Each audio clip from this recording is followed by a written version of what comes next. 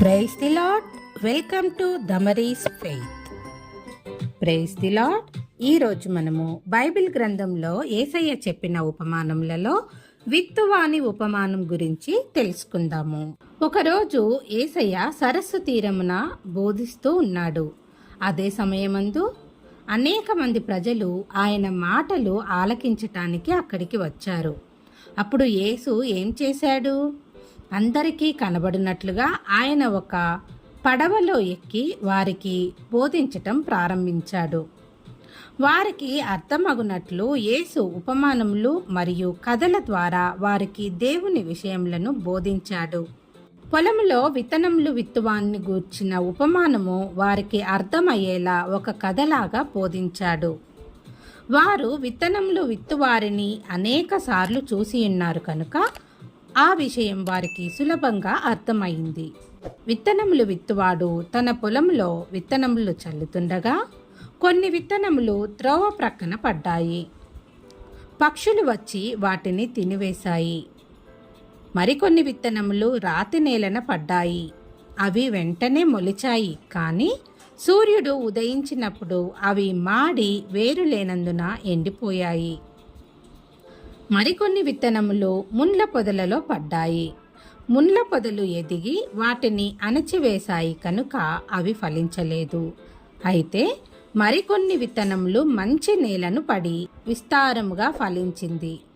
దానిని చూచిన ఆ రైతు చాలా సంతోషించి ఉంటాడు కదా. యేసు ఈ ఉపమానము పూర్తి చేసిన తరువాత శిష్యులు ఆయన యుద్ధకు వచ్చి ఇలా అంటారు: యేసయ్యా, నీవు ఉపమాన రీతిగా ఎందుకు మాట్లాడుచున్నావు అని అడుగుతారు. అప్పుడు దేవునిని నిజముగా ప్రేమించు వారికి ఆయనను అర్థం చేసుకొనుటకు ఈ ఉపమానములు సహాయపడతాయని యేసు వారితో చెప్పాడు. దేవునిని ప్రేమించని వారు ఉపమానములను అర్థం చేసుకోలేరు అని కూడా ఆయన చెప్పాడు. అయితే యేసు ఉపమాన భావమును తెలిపాడు. అదేంటంటే, విత్తనము దేవుని వాక్యము. త్రోవ ప్రక్కన పడ్డ విత్తనము లేవనగా వాక్యమును విని గ్రహించని వారు. సాతాను వారి హృదయంలో నుండి వాక్యమును ఎత్తుకొని పోతాడు. రాతి నేలను పడ్డ విత్తనము లేవనగా దేవుని వాక్యమును విని వెంటనే దానిని అంగీకరించువారు. అయితే వేరు లేనందుచేత శ్రమలు కలుగునప్పుడు వారు అభ్యంతరపడతారు.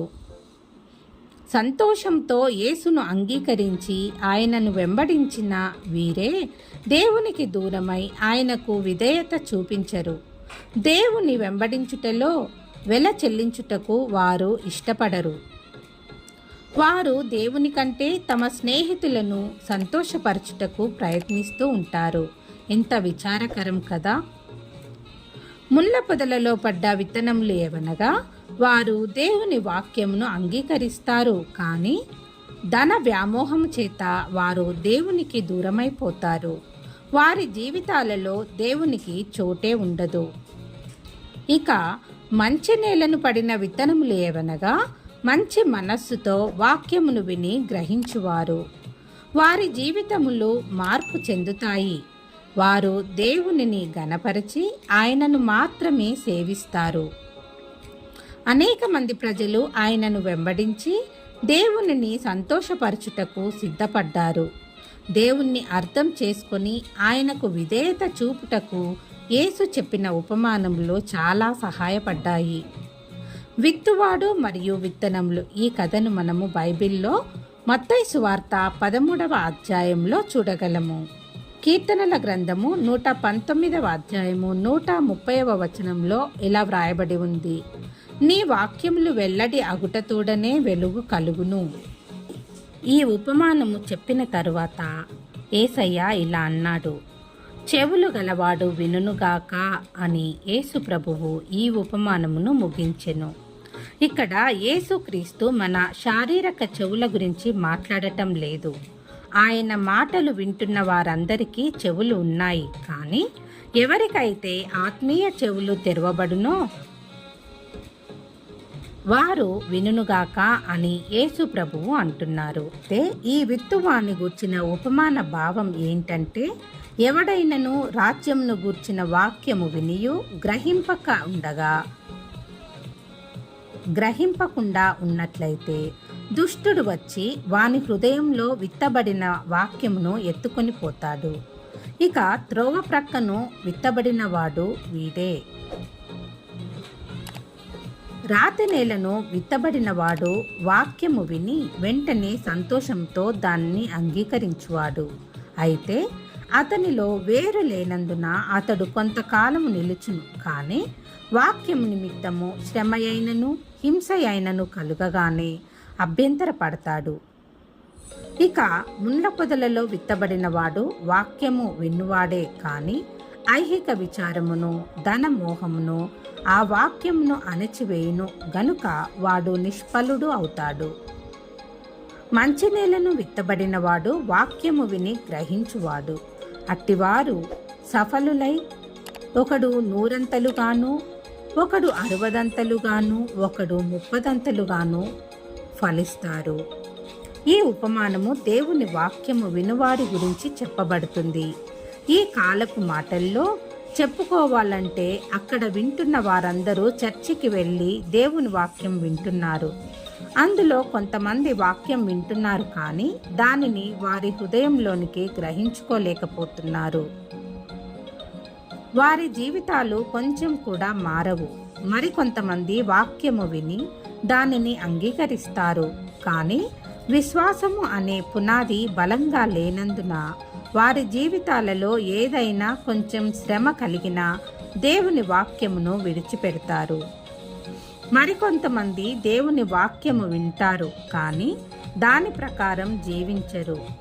వారి ఆశలు, కోరికలు, ధన మోసము ఇవే వారికి ప్రధానంగా కనిపిస్తూ ఉంటాయి.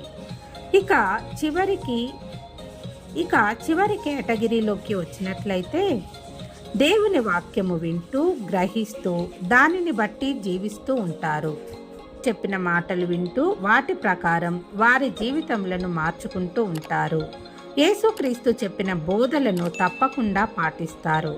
పూర్ణ హృదయంతో, పూర్ణ మనస్సుతో, పూర్ణ బలముతో దేవుణ్ణి ప్రేమించి తమ వలె తమ పొరుగు వారిని ప్రేమించే వారే యేసుక్రీస్తు ప్రభు యొక్క నిజమైన శిష్యులు. నిన్ను నీవే పరీక్షించుకోవాలి. నీవు ఏ విధంగా ఉంటున్నావు? రాతి నేలను పడినవాడిగా ఉంటున్నావా? మట్టి నేలను పడినవాడిగా ఉంటున్నావా? ముళ్ళ పొదల్లో పడినవాడిగా ఉంటున్నావా? ఫలించే విత్తనంగా ఉండాలి అంటే దేవుని వాక్యమును అనుదినము ధ్యానిస్తూ దాన్ని అనుసరిస్తూ ఉండాలి. దేవుని ఆజ్ఞలను గైకొంటూ ఉండాలి. అలా నీ జీవితం కూడా మార్చబడాలని దేవుణ్ణి కోరుకుందాము. మనందరం కూడా మంచి నేలను పడిన విత్తనంల వలె ఉండి దేవుని ఆజ్ఞలను పాటిస్తూ ఆయనలో అభివృద్ధి పొందుతూ ఆయన యొక్క ప్రేమను 10 మందికి పంచుతూ ఫలించే వారంగా ఉండాలని దేవుణ్ణి కోరుకుందాము. దేవుడు ఈ యొక్క వాక్యమును దీవించునుగాక. ఆమేన్. ఇప్పటి వరకు ఎవరైతే నా యొక్క ఛానల్ను సబ్స్క్రైబ్ చేశారో వారందరికీ నా ధన్యవాదాలు. ఇలాంటి మరెన్నో కథల కోసము, పాటల కోసము, దేవుని వాక్యం కొరకు please like and share, subscribe my channel. Thanks for watching. God bless you all.